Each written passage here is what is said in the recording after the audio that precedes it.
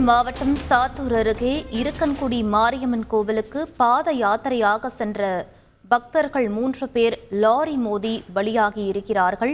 நள்ளி அருகே பாத யாத்திரையாக சென்ற பக்தர்கள் மீது சிவகங்கைக்கு சிமெண்ட் ஏற்றி சென்ற லாரி மோதி இந்த கோர விபத்து நிகழ்ந்திருக்கிறது. முக்கிய செய்தியாக பார்த்துக் கொண்டிருக்கிறோம். செய்திகளை உடனுக்குடன் தெரிந்து கொள்ள உடனே சப்ஸ்கிரைப் பண்ணுங்க.